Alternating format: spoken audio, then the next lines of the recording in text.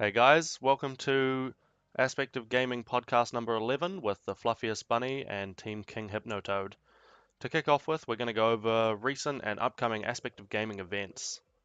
The first one we have to talk about is the Armageddon LoL esports. Recently, Aspect of Gaming, along with Oceanic Gaming, have hosted 3 online regional League of Legends tournaments with the grand finals for each being played live at the Armageddon Expo in Dunedin, Christchurch, and Hamilton, respectively.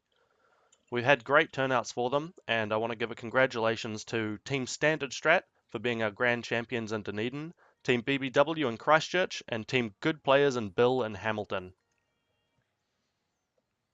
Upcoming, we have the NZN Invitational. So this is stage 2 of Aspect of Gaming's Dota 2 New Zealand National, and it's called the Invitational. This kicks off on Sunday, the 11th of April. In the first stage, or the Open Qualifier 1, we had many teams signing up. This was a free sign-up tournament. And Team King Hypno Toad, who's actually talking with us today, were the ones to take out first place in that tournament and guarantee themselves entry into the championship bracket. This stage, as the name suggests, is an invite only, with only the best New Zealand teams competing for a good spot in the championship bracket. So make sure to check this out and see the best Dota New Zealand has to offer. We have plans in the works to be hosting CSGO, LoL, and StarCraft 2 online tournaments later this year for everybody in New Zealand to compete in. Now, this is in the early stages, but it is confirmed to be happening. We are getting everything ready at the moment. So get your hype on and keep your ears open for more news.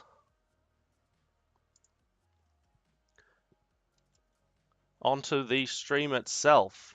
And here we have with us today the Fluffiest Bunny. Hello! We have Elamar and Jay, members of Team King Hypno Toad. Hey Sup, guys. man? So today we're going to start off interviewing the Fluffiest Bunny, or Mickey, and we'll move on to interviewing Elamar and Jay at the end, but it's going to be a group discussion the whole way through, so it should be a good time. So, Mickey, do you want to tell us a little about who you are and what you do? Well, my name's Mickey. I go by the handle TheFluffiestBunny just because I really like bunnies, and my normal handle that I use for League of Legends, Fluff Bunny, was taken. So I was like, what's similar? The Fluffiest Bunny. And that's a question that people ask a lot. I am a Dota 2 streamer mainly. I do dabble in other games like Hearthstone, World of Warcraft, but mainly Dota 2. And yeah, that's what I do. I'm a full-time streamer. So, how did you get into gaming? I mean, originally, way back when. Originally, way back. Oh, okay. So my dad brought down a computer one day, and when I was like 3, he brought home these educational games like Reader Rabbit and stuff, and I really liked them, and I thought they were really fun. And then I kind of just stayed on the computer like my whole childhood, and I played a whole lot of Need for Speed and just basically like kid-friendly games that weren't too violent, like movie games and kids games. And then kind of graduated and I found out about Skyrim and I thought that was really cool, so I got my own like gaming laptop. And yeah, when I was like 15, and then I played through that, and I just like lit a fire in me for the love of gaming. So yeah. Awesome. A lot of people get into them from quite a young age. I remember playing a whole bunch of young games. I think it was like Fury 3 and Zork Nemesis and all these kind of ones. And I mean, at the time, I didn't really know how to play them. Or Croc way back then. Where in the world is Carmen Sandiego? Which I Yeah, think those are is the kind of kind of a learning games. game as well, which kind of gets you into them a little bit. But Yeah, I definitely got into it from the whole like, oh my God, what's gonna happen next aspect of the educational games my parents got me, which was really awesome. And then, I just kind of got more interested in spending a whole lot of time on the computer. And yeah, I I wonder um if I was they could have anticipated we'd end up playing so many games, spending so much time doing it. oh, exactly. And I wasn't allowed a console because my mum said, no, consoles are bad. So I got one. I got a Wii when I was 13, and then I spent like the entire time from when I was like 13 to like 15 playing Lego games, like Lego Star Wars, which made me love Star Wars a lot. So I've got a whole lot of Star Wars stuff now, and Oh, awesome. yeah. So I just, yeah. So, were you streaming before you decided to really take it to the next step? And Yeah, I was actually working at EB Games, and I decided, you know what, I'm gonna try stream. And I streamed World of Warcraft and Hearthstone, and like I got like 100 followers in like a week or something like that. And I was like, oh yeah, this is really cool. This is really fun. And then it wasn't really getting me anywhere quickly though, and I was just like, yeah, I'm just gonna try out a new game, maybe League of Legends. Didn't really find any success in that either. And then I started streaming Dota 2, and then I just kind of went, whoa, why are there so many people here? There's like 70 people here when I was normally at like 15. So yeah, and then I was like, whoa, this is crazy. So I started streaming every day. And I streamed every day for like 3 months or something, and then I just had like a huge following. Well, not a huge following, but I found it. I was like, whoa, there are so many people. Why are there so many people? And yeah, and I worked at EB Games part time. I went to uni, and yeah, as soon as I stopped uni, I started streaming basically full time, but I just still did have my job. But I moved out in December. I moved out in December and I moved to like an area that wasn't near my job at all. So I decided to quit my job and support myself off streaming. And yeah. so you still had a part-time job when you started streaming every day to kind of collect followers and things. Yeah, part-time job, but it was only 8 hours a week, 2 days a week. Ooh. So Yeah. yeah. So So we, basically, at what point did you kind of start earning money through donations and things through streaming to the point where you thought, you might be able to actually stop and take the leap and live off streaming? basically, I think I'd been streaming for about 2 or 3 months, and I was just saying, "Whoa, why are these crazy people sending me $100? Why are these people, why are these awesome people, being so generous?" And then I realized, hey, I actually make far more money off my stream than I do of my part-time job, and then I got my sub button and December. So basically, yeah, as soon as I got my sub button, I thought, you know what, uh, I'll just leave the job. I don't need to transfer to another. Um, I don't really need to transfer to anywhere else because I have streaming and I have like a monthly solid income from my sub button, which is yeah, it's nice. That's awesome. Sounds like something a lot of us wish we could do. Yeah, I know how lucky I am. I'm incredibly blessed to be at the mercy of so many amazing people. So yeah. So some of us might not know, and in fact, I'm one of those. How do the subscriptions actually work in Twitch? Basically, I if someone clicks the sub button and they sub for a period of time, I get $2.50 of that $5 that they pay. Half of it goes to me, half of it goes to Twitch. And yeah, and because I have a sub button, I also collect ad revenue for my own stream, which yeah, it's just a little bit of extra. Like maybe I used to be earning like maybe $11 a month off ad revenue, but because my streams got more popular in the past month, I've been earning like $50 to $100 off it, which is Nice. nice. It's really nice, yeah.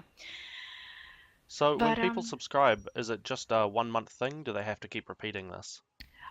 they can put it on auto renew and it will automatically renew and charge them $5 a month for PayPal, or they can choose to only subscribe for one time and then they can cancel their subscription entirely and it will give them yeah, it will give them just 1 month and then they'll be able to, the month that they've paid for will be subscribed and then they'll unsubscribe, Oh, which is that's fine. cool. So if you manage Mm. to get like 100 followers consistently each month, you get in 250.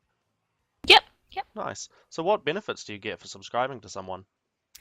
Basically for my channel, you're added to my Steam friends list, my Snapchat, which I I don't really use all that often, but if I found something pretty, I'm like, oh, it's a really nice flower. I'll send that to all my followers on Snapchat. I bet they love um, you. oh yeah, definitely. And I'll follow you back on Twitter and Facebook and Instagram. Well, not Facebook, but Twitter and Instagram if you'd like. And yeah, so you also get to take part in Sub Sundays, which is yeah, which is like I play all sub games and we do like sub games and yeah, just basically make the subs feel like they're a big part of the family, which is really what they are, and it's amazing that there are so many people who are like, yeah, I like your channel enough to support you every month, which is really awesome. So they deserve a big thank you for that. That's awesome. Sounds like a great way to have some really fun in-house games of Dota as well. Oh yeah, it's hilarious. It's really funny. We play sub pubs, which is just basically because my subs are so, a lot of them are really high up in MMR and I'm really bad. I'm just like, I'm gonna play Axe and you guys can all watch me run around and do stupid stuff. So yeah, it's quite fun for, I hope it's fun for them and it's really fun for me. So yeah. Do you ever play some different game modes? I know when a bit earlier on when I was playing more Dota 2 and I had a larger friend base in it, we used to do in-houses of kind of 5v5, all mid with, all Pudge or all whatever hero you want, really. You can get some really exciting stuff like that. Yeah, we actually did used to do a whole lot of 5v5 yeah, we did a lot of 5v5 Pudge, we did some 5v5 Marana and yeah, basically I mean we did like all random deathmatch and uh ability draft and yeah, so just stupid game modes, but mostly we play pubs, but no one's really asked for the 5v5s again, but if someone brings it up and everyone's like, yeah, then we'll do that. So yeah, it's really Sounds just cool. what they want. Yeah, it's good, it's good. So, what do you think for you has been the biggest change in your life that becoming a full-time streamer has brought into it? The biggest change in my life is that I now have to do all my I have to be completely and utterly self motivated because I'm self employed basically. So the only person who's like, you really should get off your butt and do stuff is me. So I actually have to be, on top of, streaming new stuff that I'm doing, adding all my subs and, making sure the guild is like, all, that has all the subs in it. And so yeah, I don't have anyone else to help me do that. But, yeah, so I have to be self-motivated completely. But it is fun. It's nice to be able to not answer to anybody but yourself, which I think is probably the best thing about it. It is. I mean, yeah, you learn a little bit of self-motivation through uni, but after that, yeah, motivating yourself is good, and it means whenever anything goes wrong, you've got no one to blame but yourself, so you can't get angry at things. Exactly. Yeah. And I mean, sometimes I have had some disappointments, and it's entirely been on myself. So I've been like, ah, damn it, Mickey, you're so bad. The hardest point of that is forcing yourself into the right mindset to get back up and keep doing it and not go, oh, you suck, I don't want to do this anymore. Exactly. Like I've learned from streaming so much, so many things about self-esteem, self-motivation. Because I mean, there's gonna be some, of course, with every stream, there's gonna be some people who come in the chat and say, "You are an ugly bitch, and I hate you.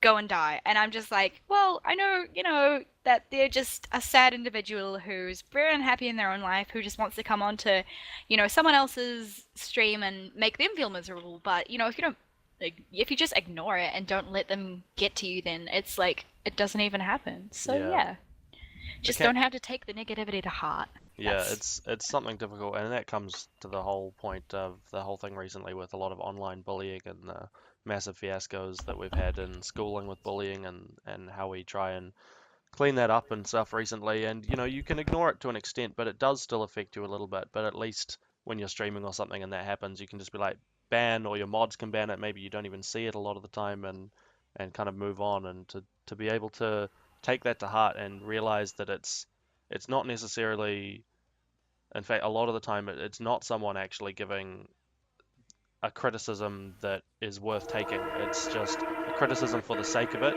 or potentially just someone trying to be hurtful, and you shouldn't even pay attention to them. Yeah, exactly. I mean, I've had so many people say, "Oh my God, your voice is so annoying." I'm like, "Oh, okay. If you don't like my voice, then you do not have to watch my stream." What am I That supposed to do? that brings up I'm something just else, and this happens to, I think, everybody I've talked to, is when you hear yourself, you usually, when you start off doing it, you hate your own voice. It sounds incredibly weird. Did you have to get used to the sound of your own voice while talking?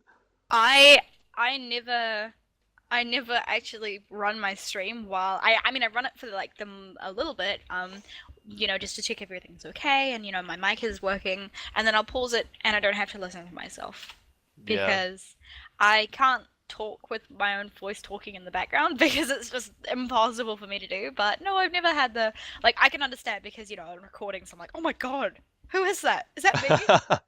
That's not my voice." But yeah. But yeah, it's not like a really big terrible thing that has happened to me. Yeah. So you went through this a little bit before, but when you first decided that streaming was what you wanted to do, and you decided to leave your job instead of finding a new one when you moved, how big was your following? I guess we should probably talk in, I guess, follower and subscriber numbers, or Um, just general. I had, I think, oh, actually, I'm actually not sure. I think it would have been around the 7,000 mark, 7,000, 8,000 maybe. Um, but yeah, I think that's around that. And I had just I'd gotten my subscription button, and I knew there were like a good number of people who wanted to subscribe to my stream because they'd donated $5 every month and said, this is my honorary subscription. And yeah, I thought that was quite cute. It's like, yeah, yeah, oh my God. So yeah, basically people who donate are going to subscribe because that's like a very cheap way to uh, contribute to the stream. Yeah, well, it's a donation where you get something back as well. Exactly. Like you get benefits. And I mean, all my donators before I got my sub button would be added to my Steam and, my Snapchat and stuff like that. I actually did my first 24-hour stream and I managed to make quite a bit of money because, there were like a whole lot of stuff that I would do, after we made the money. And, it was a really cool thing to see people say, yeah, I'd like to see you do that. I'd like to see you try and rap. I'd like to see you take a shot, etc., etc., etc. So yeah, I thought that was quite a yeah, quite cool. And Quite a fun experience. Sounds like yeah, you get to learn a lot about yourself with this kind of thing. oh yeah, oh yeah. I mean, to be honest, I had really quite a lot of self-esteem issues before I started streaming. But as soon as I decided to think, no, I'm actually an okay person. I'm not gonna take any of this bullshit that people are yelling at me to heart. It's not real and it's not true. And yeah, so I feel a lot happier now. Yeah, it's amazing how it can change quite quickly your self-confidence and self-esteem through just strange little events in your life. And I think a lot of people start off going through high school and stuff and being quite nervous and things, and then as you kind of come out of it, you get through a stage in your life usually where it suddenly kind of turns around and you just become the person that you should be. Yeah, yeah, basically that happened to me. I'm lucky to be so young, actually. I just want to go back quickly to the 24-hour stream you were talking about. That must have been incredibly difficult. I mean, we, as Aspect of Gaming, I participated in a 12-hour, or may have been a 10-hour Minecraft stream recently, and that was rough because a lot of us weren't on TeamSpeak, and I mean, there were a few other factors to it as well. I do game for that long sometimes, not so much now as there's a lot of uni and things going on. And I've also had 48-hour lands with friends before, but I mean, I've slept and things. A 24-hour stream must have been tough. To be honest, I don't know how I did it because I tried again like about 2 months back, and I just couldn't do it. I just couldn't do it. But if there's anyone out there who's actually wanting to do a 24-hour stream, my best advice to you is don't drink energy drinks until the 12-hour mark. Don't do it because you will crash and burn, and it's terrible. And make sure you drink a lot of water because you will get dehydrated. On my first stream, I actually drank too many two drinks, and not enough water, and I actually ended up getting not really, really sick, but I was not well after that stream, and I just drank so much water, and I was like, my tongue felt funny because I hadn't had any water. I just had energy drinks and soda, and yeah, it's not good. But it was fun. It was interesting to it was an interesting time. Yeah, interesting. And it was, kind of like the first big thing that I did for my. I think I did it in celebration of my 1,000 followers. Oh, So, cool. yeah. Did you try and do the stream by yourself at the time? By myself, yes, I was by myself. I didn't. I mean, I think I ordered pizza, but I didn't get any like outside input. Yeah, I feel Or like that would make it a lot harder. no, like to be honest, it's pretty. Yeah, it was pretty easy actually. Like well, it was difficult while I was doing it, but I look back, I'm like, I can't say that it was too difficult. Yeah, I just sat on my computer for like a whole lot of time. I just got to play even more games than I usually do. Right, exactly, it's great. So how big is your following now? Where have you managed to get up to? I think for the past month or so, I've been averaging around 100 to 300 new followers a day. Currently, I'm sitting Wow. on 15,408 followers. So, yeah, and I managed to come from 10K, I think, in 1 month, or it might be in a month and a half. But yeah, so basically, the consultant that I hired has been just incredible with his advice, and yeah, I can't say I did this by myself. I wish, but no, not quite, not That quite. that leads on to the next question as well. I wanted to talk about how you kind of grew that following, and it sounds like the consultant is one part of it as well. And did you have a plan in place, for you to follow to become successful in things? And what little stuff have you done? I mean, you may not want to share all of it, but Oh no, all good. Basically, like when I first started, I didn't think it would be anything more than a hobby. Something that I did for a little bit of, a little bit of fun. Because I actually did move out of my mum's house to do it more. She said when I was living in her house, she was like, "Yeah, you can stream for 3 hours a day," and I said, "No, that's not enough. I can't do that. That is just not in the realms of possibility for me." So I actually ended up moving out into my own flat for the first time in my life at age 18, and yeah, it was probably one of the best decisions I ever made. But I didn't expect to have a very big following, but I gained it. I think my rise to 10K was probably one of the fastest compared to other Dota streamers, but wow. but yeah, so I didn't really have any plans in place. I just showed up every day, just showed up, put in the hours, put in the hard work, and yeah, and people liked me, and people seem to still like me. So yeah, That's always and helpful. yeah, yeah, especially in my line of work, people don't like you. You're basically out of a job. Pretty But much. yeah, so just if you're likable, if you interact with your chat, if you show up every day and yeah, do what you say you're gonna, and basically just don't let people down. If you say you're gonna do one thing and then you don't do it, then people are gonna get disappointed. And I made sure that I didn't disappoint people in terms of, if I said, we're gonna have games for people who can subscribe, and then I say, oh no, we're gonna have that, tomorrow. People are gonna be like, what the hell, man? Don't do Yeah, that. I got So time off for this. So there are yeah, three things there. You've got consistency, interactivity, and following through with things. yes, definitely three really big things. Did you gain? And Oh, sorry. Go on. oh, no worries. And the other thing, if we're talking to like new streamers who want like an easy way to get to the top, be nice, be positive, be kind. No one wants to watch the either chick or dude. Like, it really doesn't matter. No one wants to watch a person who's like, oh fuck this game, oh this is so fucking stupid, I hate this game, oh just fucking die. If my teammates are salty, I mute them. I don't get salty personally because it's just like it's beside the point of anything. It doesn't bring anyone anything except feeling awkward and uncomfortable. Yeah. So yeah. I mean, I had a streamer that I used to watch. I can't even remember his name now. I had a streamer that I used to watch. He was like a small streamer, and one time he was just like, because he was really like happy to go lucky. He's like, "Yeah, fucking love this game. This is a great game." But one time he's like, "Oh no, fuck this game. I'm fucking out," and he never streamed again. And I was like, "Oh, Wow. That's yeah." a And I was like, serious "Oh, rage quit. yeah." And he's like, "No, fuck this stream. Fuck this game. I don't want to anymore." And I was like, "Oh shit, okay, no." But yeah. It kind of leads on a little bit to the next one, is I wanted to ask, who are your favorite streamers? That aren't you, Actually, obviously. hmm? That aren't you. Oh, right. No, it's all me, all me. I'm kidding. Basically, I didn't really watch that many streams, but I did watch a guy who was playing a lot of Battlefield. For some reason, I clicked on Battlefield and I was like, oh, I like this guy. His name's the Snowman.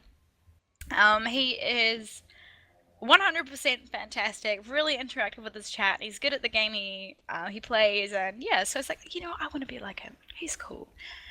And yeah, so I a league streamer as well, who okay, I don't actually think I can talk about her because she decided that she would be my friend, but as soon as I got a sub button, blocked me from everything, and I was like, oh, Ooh, okay. maybe best not to mention names then. Yes, no names, no names will be mentioned. And of course Dota streamers like Asia Moore, yeah, helped me a lot, and there's like, yeah, so basically just Yeah, just streamers, and I was like, Yeah. oh, So you do so become kind of a little bit involved in kind of a community thing when you start being a larger follower, a larger streamer. oh yeah, definitely, definitely. Have you ever thought about collaborating with any other streamers and, playing games together or anything? No, to be honest, I haven't because the it's hard to like. Basically, all the Dota streamers who are popular are professionals, and Yeah, there's not really much scope for me to play with professionals uh, because I just don't have that ability to be good at the game.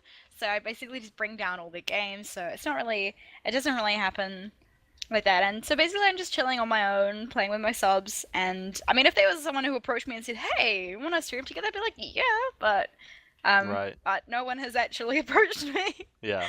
Oh, maybe I'm scary. Maybe I'm Yeah, with scary. the skill gap and things, and of course a lot of their viewers do come from them being incredibly good at the game. You kind of have to come up with a different way of collaborating together to make it work potentially. Like maybe maybe a Dota lessons with insert name here and Mickey or something. Yeah, I mean, I've got a friend who, yeah, I was talking about him before the stream.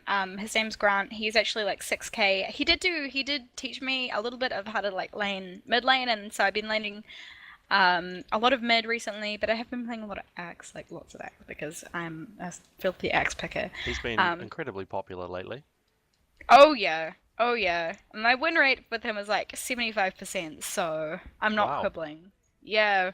Actually, let's go see what it is now. My Oh no, win it's gone down to 62, but it's still 62% out of 24 games, I He's one of my guess. favorite heroes, but I always lose. You do really, really well early game, and then your team sucks and you lose.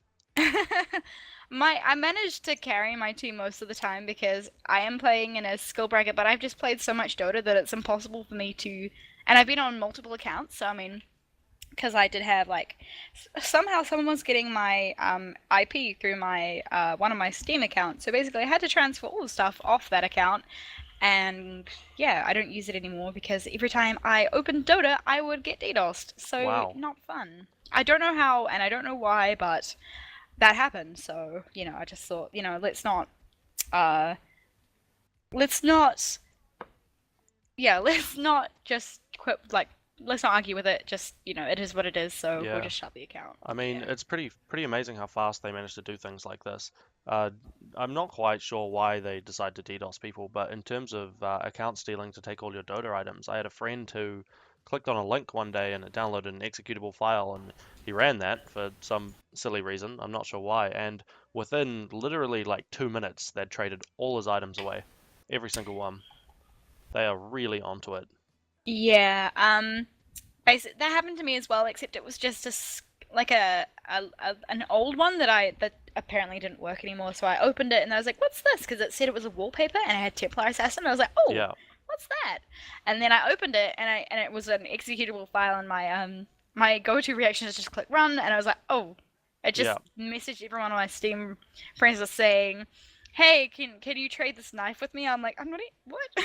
Anyway, I yeah. was like, "Don't click it. I have been hacked." Well, I've done something stupid, so Yeah. yeah, that sucked. It's amazing how easy it is to fall into those kind of traps if you don't pay attention. Yep, definitely. What advice would you give to people who are looking to start out streaming? Be positive, be interactive, be nice, and never and make sure people know you're enjoying yourself. Enjoy yourself, and never take negativity to heart ever. It's just there's no need for it. What do you personally enjoy most about streaming?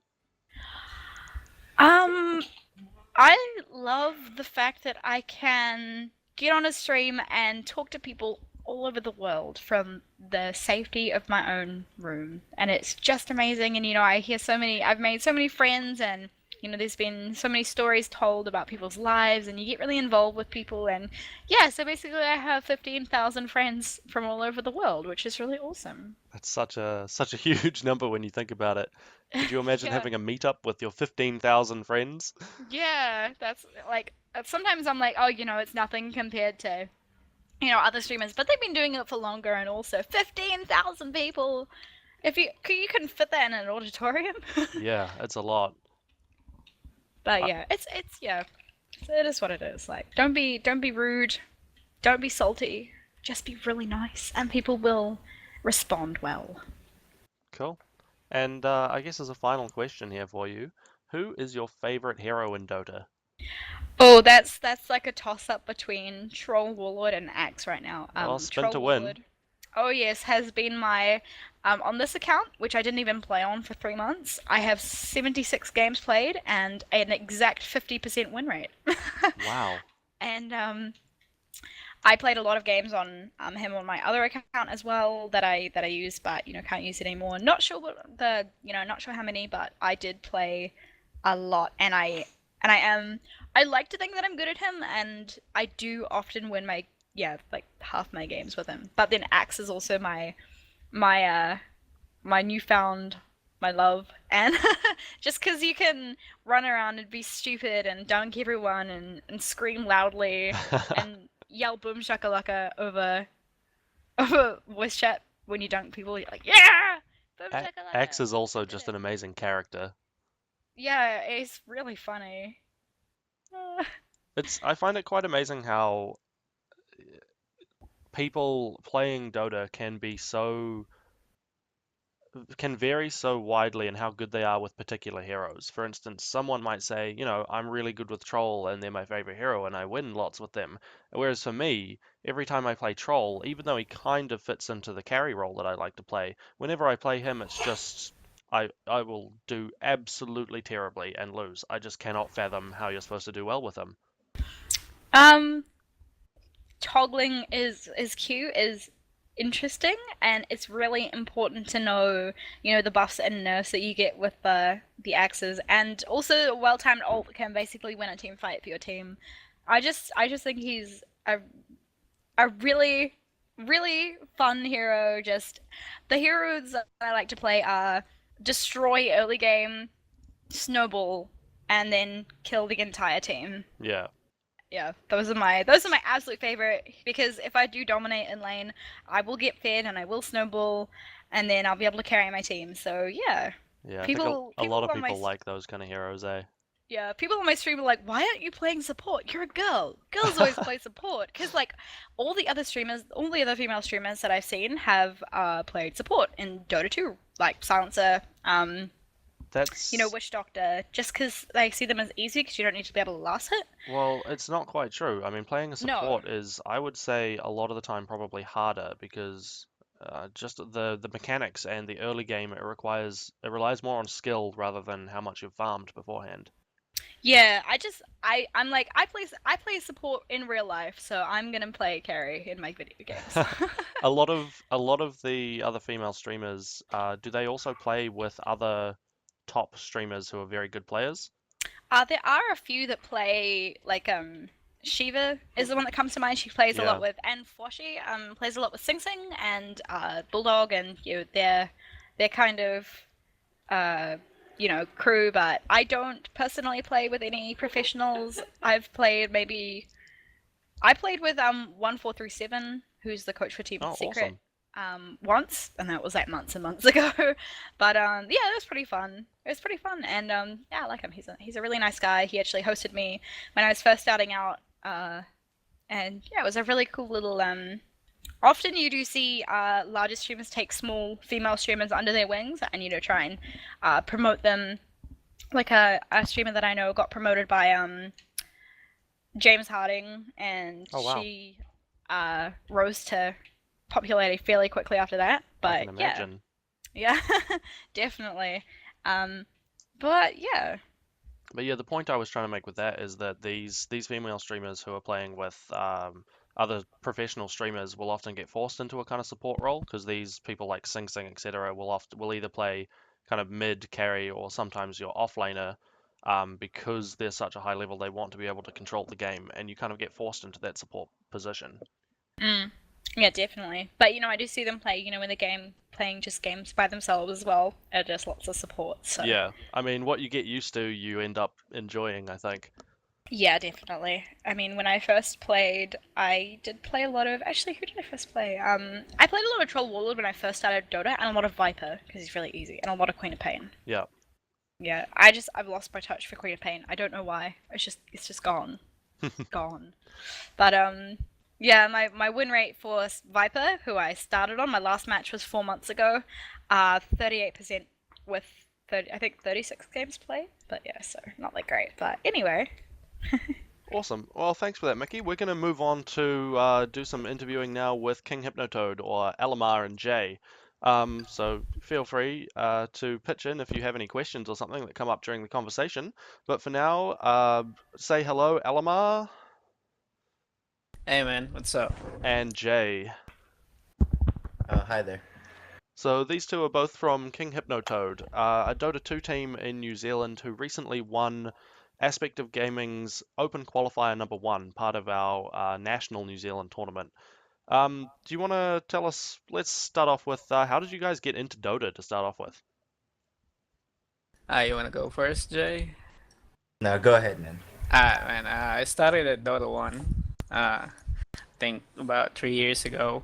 Then when it got closed, and they made Dota 2 in Steam, then I moved in there and I started KHT in the first year that I played.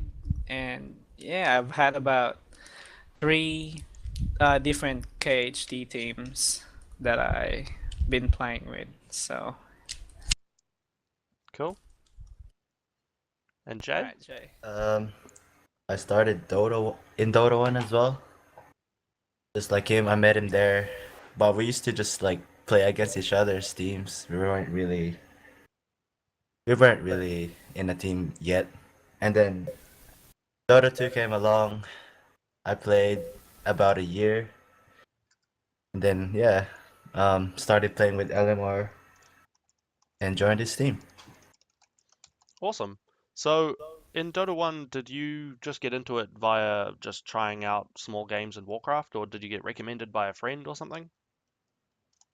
Oh, Um, nah, it was straight on for Dota. Oh, really? I've never tried anything. yeah.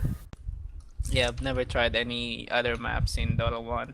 Just, I mean, like in Warcraft, only Dota. So, Oh, wow.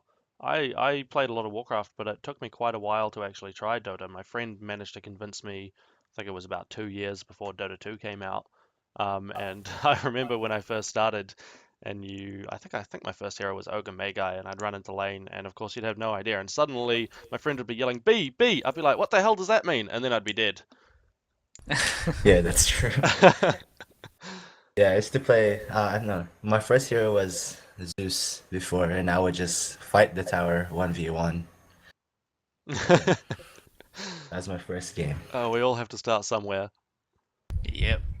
So, how did you guys form King Hypno Toad? Or why? Another reason. Well, like I said before, I've had about two other teams. Still on KHD, so I've had about two changes of teams. I mean, players, not the team. It's still the same KHD, just different players. It this one formed because a guy named Jomar and AJ in Dota 2, they've been contacting me and asking me if I wanted to make a Dota 2 team and specifically join this tournament. And so I've been trying to look for players, so I found BJ and the rest of my team to join me. And yeah, that's kind of how it happened. It's just for fun. Yeah, we're just doing this for fun. Awesome. And we didn't actually think that we're gonna win, but we did it. So yeah, it's actually a good experience for us.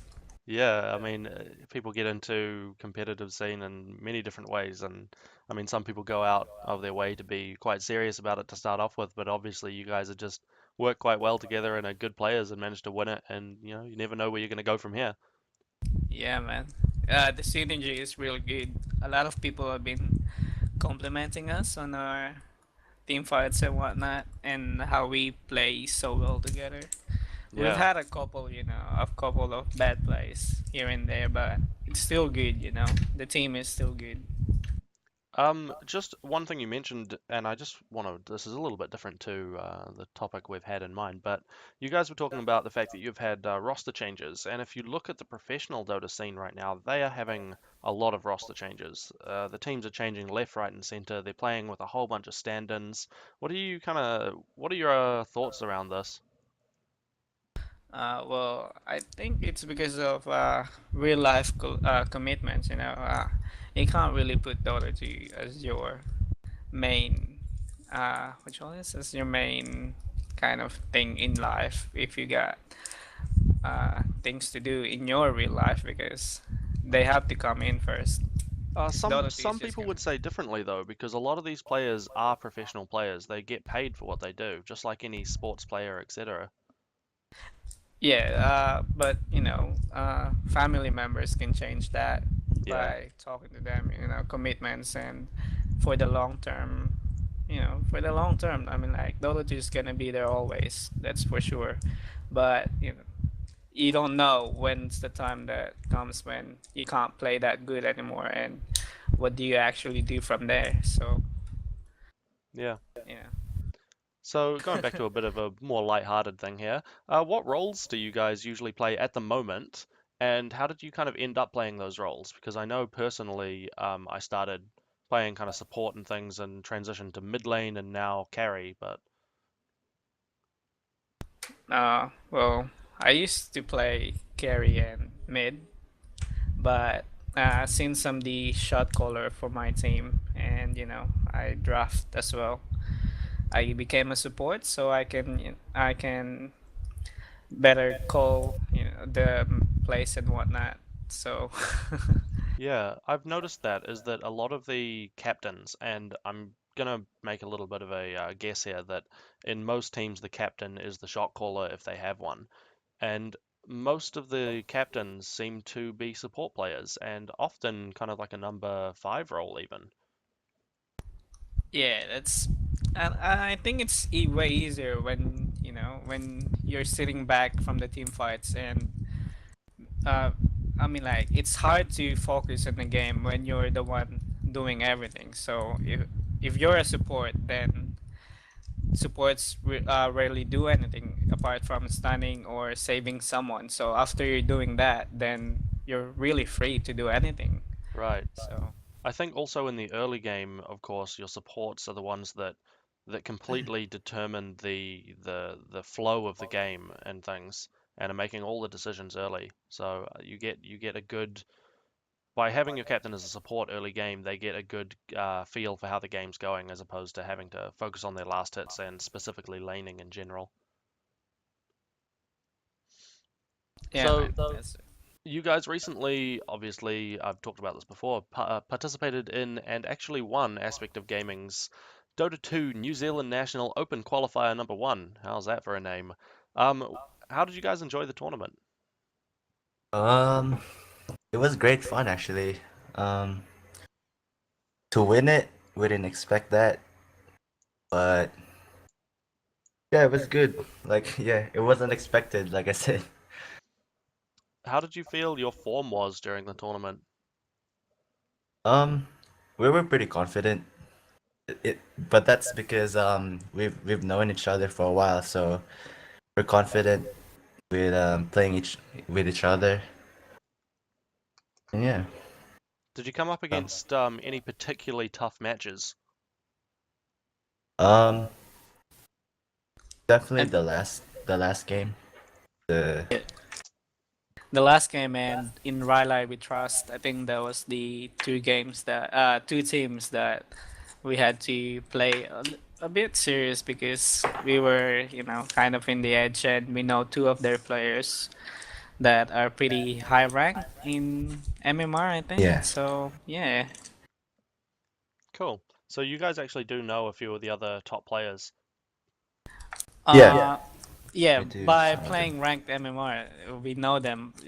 We usually see them. So Yeah, because the pool up at, I mean, what are you guys, just over 5K or something now?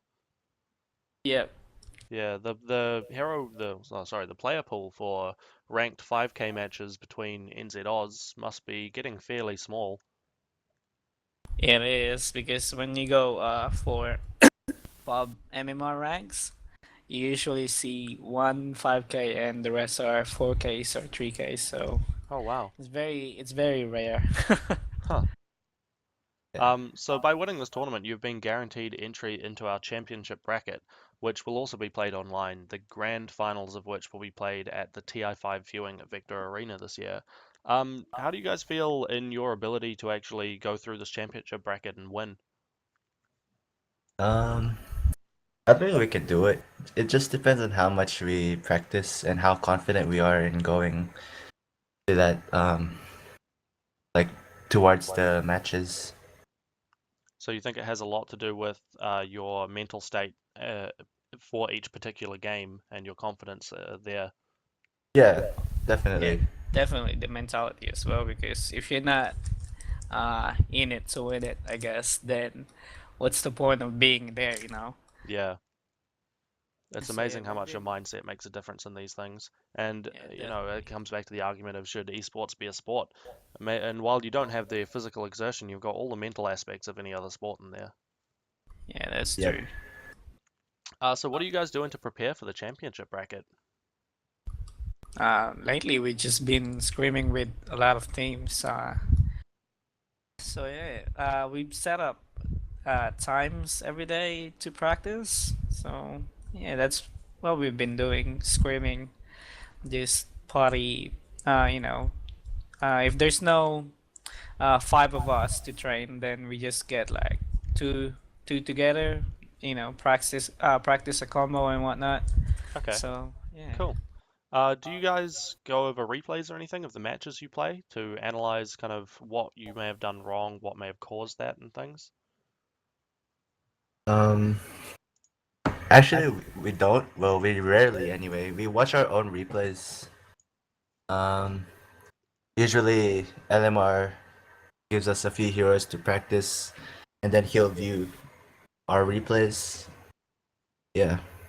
Okay, so you do um, analyzing what you've done and looking for things that can improve you and stuff post game because a lot of people who don't play competitively obviously and just play for fun even if they are trying to get better will just keep playing game after game, but I think you could probably learn a lot from analyzing the game you just played.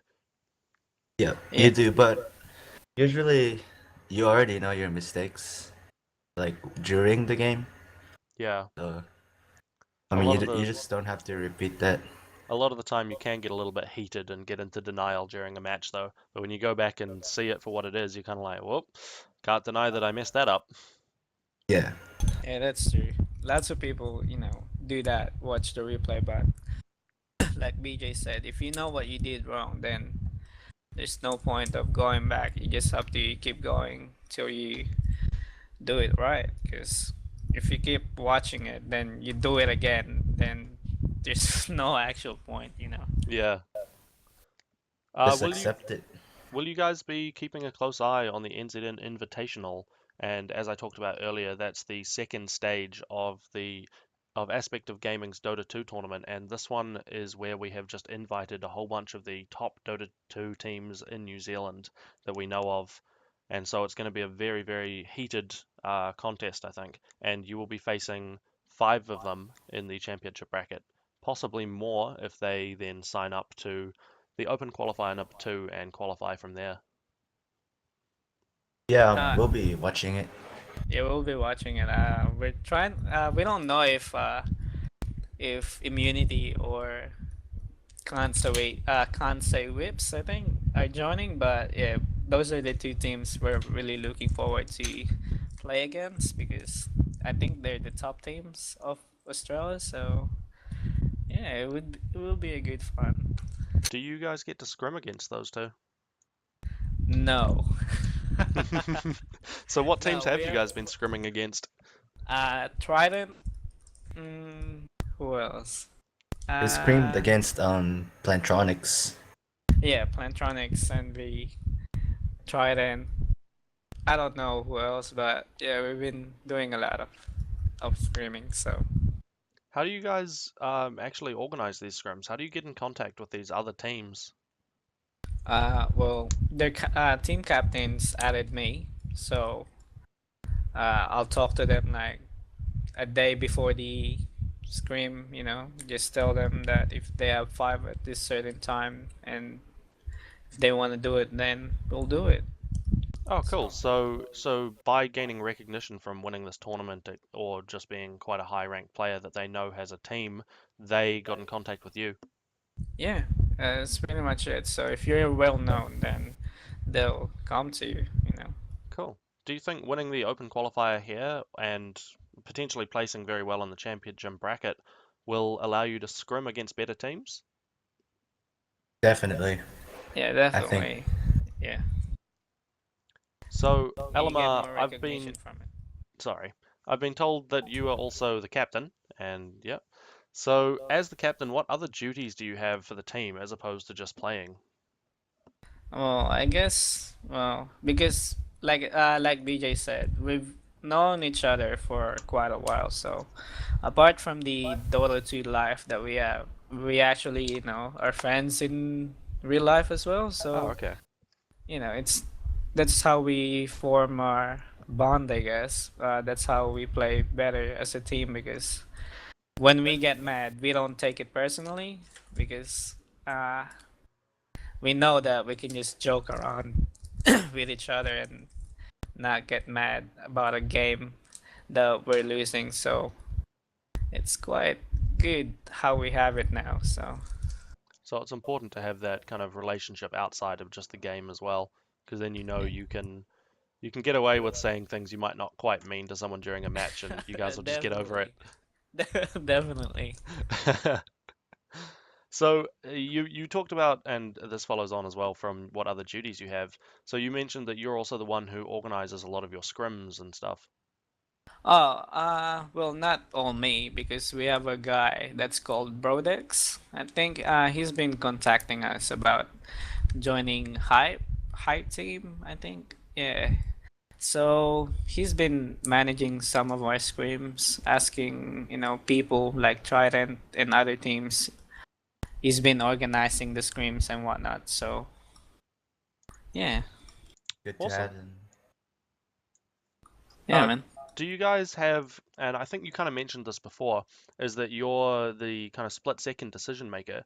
Do you, when you're playing as a team in the tournament or in scrims, etc., do you abide by your decision in the split second thing? So say a lot of the time, one mistake people will make is if a team is trying to kill Roshan and the other team turns up, it will often split, and someone will say, "Okay, we fight them," and someone will say, "No, we're about to finish Roshan. Let's keep doing that." And as soon as you have that indecision and your team splits, you've lost the fight. Um, do you take your word as final for these kind of decisions during matches? Well, that's kind of a really complicated question because it depends on the situation.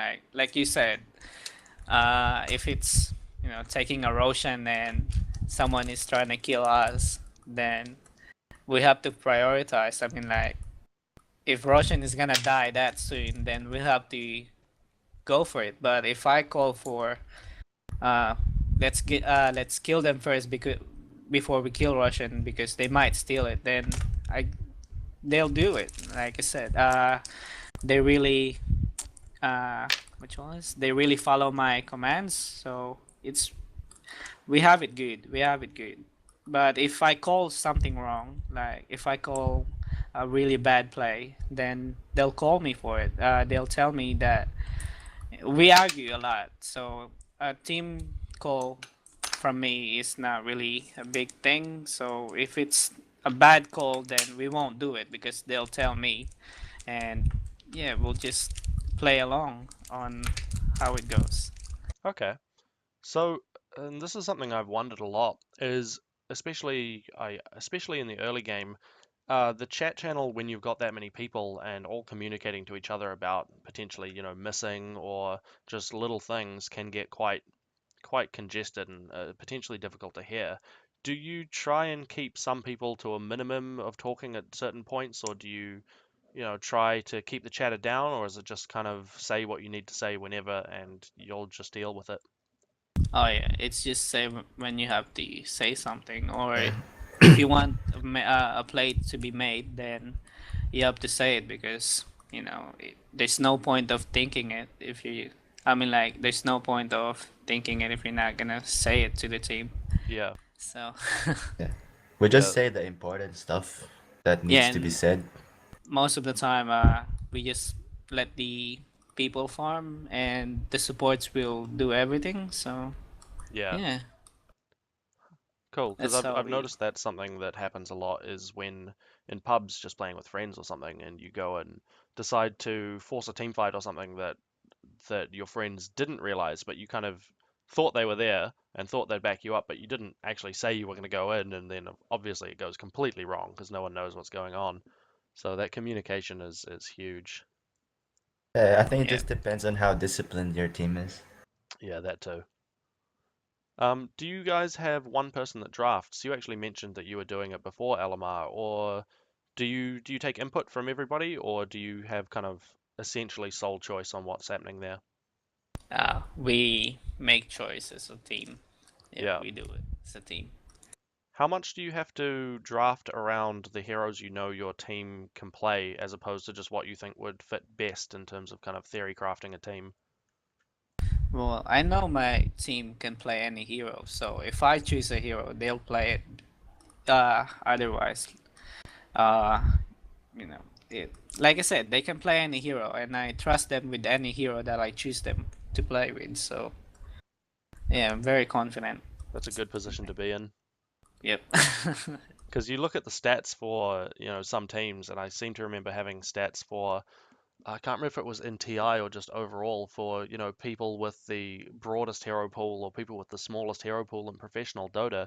And I seem to remember a few people only having like 6 heroes that they'd won with, which to me, because I play almost every hero, seems crazy. Like you go into thing and surely you get bored just playing Nature's Prophet again and again and again or something. Yeah. Yeah, that's true. I don't want that to happen to my team. That's why every week I tell them to play a hero that I pick for them, so we can widen the hero pools we have when we play in tournaments or streams. So Oh, awesome. That's a cool method of doing it. yeah. Do you guys have a preferred playstyle at the moment, in this current meta? And what do you think is the most effective strategy at the moment? Well, I think farming is the best way to go because if you can stack the jungle uh for the support for the mid or the carry and they can flash farm and whatnot, then that will be a good start for them because if you can't kill off lane, then what's the point of staying in there? So might as well just stack the jungle. If you can't kill, then smoke out, then that's it. I guess that's how we play anyway. So do you play for kind of the mid game while looking to get one of your carries very farmed a little bit earlier than they should be and plan to Yeah. kind of win mid, or do you look to go late or Oh, we play very early. We very just go early? early. Ah, Yep, okay. very early. That's why we stack the jungle. Yeah. So you We Yeah. plan get you farm plan to in. get that your carry or your mid laner up there much much faster than you would usually expect and push it down, do you? Yep, that's how we do it. Cool. Do you think at the moment that's probably one of the most effective strategies in this current meta? I don't know about the current meta because we don't We go don't with follow the. it. We don't actually know what the current metas are. We just play by how we feel the game is gonna go. Yeah. So yeah.